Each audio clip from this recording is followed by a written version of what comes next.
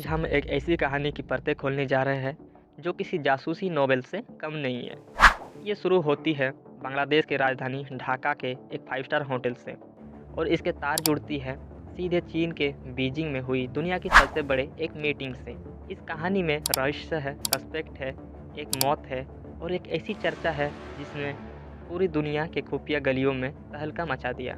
आज हम बात करेंगे कैसे ढाका एक नया जासूसों का अड्डा बन गया। हम देखेंगे कि कैसे एक अमेरिकी सुपर सोल्जर की रहस्यमय तरीके से मौत, भारत के प्रधानमंत्री की चीनी यात्रा और रूस के राष्ट्रपति के एक खास इशारे को। तो कुल मिलाकर ये सब शुरू होता है ढाका के वेस्टर्न होटल से और उसके कमरा नंबर 808 से।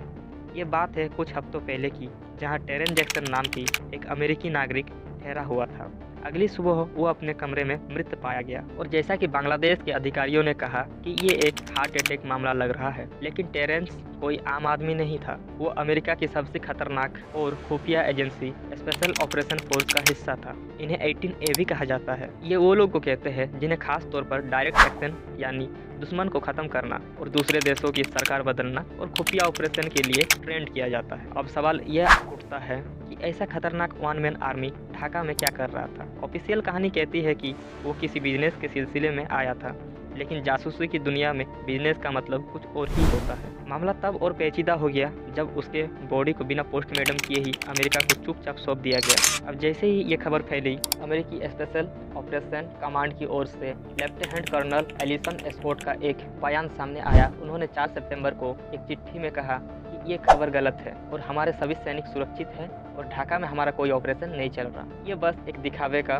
सफाई थी, लेकिन जैसा कि कहते हैं जहाँ धुआं होता है वहाँ कहीं न कहीं आग होता ही है। खुफिया गोलारों में जो खुसुर फुसुर शुरू हुई वो बेहद चौंकाने वाली थी। ट्विटर में ट्वीट किया जा रहा था कि टेरेंस को पोलोनियम जहर उसके रात के ड्रिंक में मिलाकर दिया गया। पोलोनियम का नाम आते ही दुनिया के कान खड़े हो गए, क्योंकि ये रशियन खुफिया एजेंसी का एक सीक्रेट सिग्नेचर या कॉलिंग कार्ड माना जाता है। अगर टेरेंस अमेरिकन था तो उसे रशियन जहर क्यों दिया गया? क्या ये एक मैसेज था या किसी ने जानबूझकर ऐसा किया ताकि रूस पर सीधा सीधा इल्जाम जा सके? अब यहाँ कहानी का सबसे बड़ा और विस्फोटक डॉट बिंदु जुड़ता है। टेरेन जैक्सन की मौत जिस समय ढाका में हुई थी उसके ठीक अगले दिन यानी 31 अगस्त भारत के प्रधानमंत्री चीन में SCO समिट के लिए जा रहे थे। अब सोशल मीडिया और कुछ अनऑफिशियल रिपोर्ट में जो थ्योरी रही थी वो रोंगटे खड़े कर देने वाली थी। थ्योरी ये है कि टेरेन जैक्सन ढाका में बिजनेस के लिए नहीं बल्कि एक बेहद खतरनाक मिशन पर था। मिशन था चीन की धरती पर भारतीय प्रधानमंत्री पर हमला करना। इस थ्योरी के अनुसार प्लान बड़ा सिंपल था, एक तीर पर 2 शिकार। अगर चीन के जमीन पर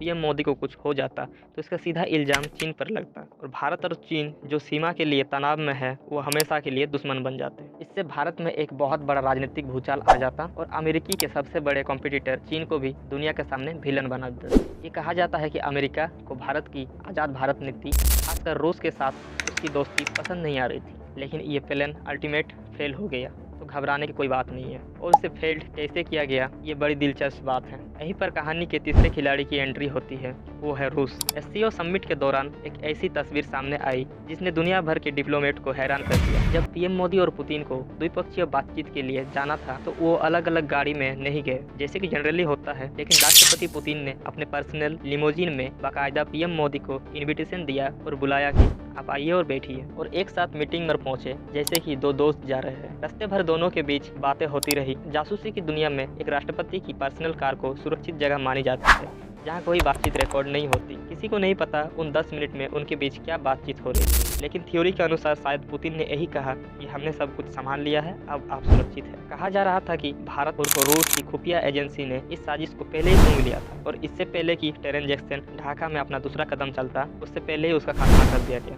इस थ्योरी को हवा तब मिली जब PM मोदी चीन और जापान की यात्रा से वापस लौटे। भारत लौटते ही उन्होंने सेमिकॉन समिट में हिस्सा लिया और वहाँ उन्होंने भाषण देते हुए एक मजाक किया जो सोशल मीडिया पे वायरल है।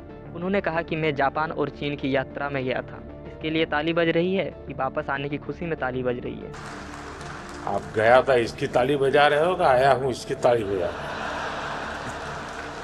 दोस्तों, जैसा कि मैंने कहा ये सब एक कनेक्टिंग डॉट का खेल है। कोई भी देश, ना अमेरिका, ना भारत, ना बांग्लादेश, ना रूस, अभी ये आधिकारिक रूप से इस तरह के ऑपरेशन को नहीं मानेगा। लेकिन ये कहानी अभी ख़त्म नहीं हुई।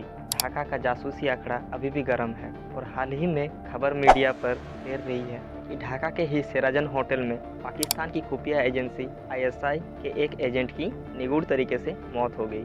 इसकी भी कोई पुष्टि नहीं हुई है, लेकिन इसके तुरंत बाद पाकिस्तान के top military officer general Sahir Shamshad Mirza एक बड़े डेलीगेशन के बाद ढाका पहुंच रहे हैं। कुछ दिन पहले भारत के मिलिट्री इंटेलिजेंट अधिकारी भी ढाका के दौरा करने के लिए गए हैं और ये सब कुछ दिख रहा है कि बांग्लादेश के ज़मीन पर कुछ बहुत बड़ा पक रहा है, जहां भारत, पाकिस्तान, चीन, रूस सब अपना अपना गेम खेल रहे हैं।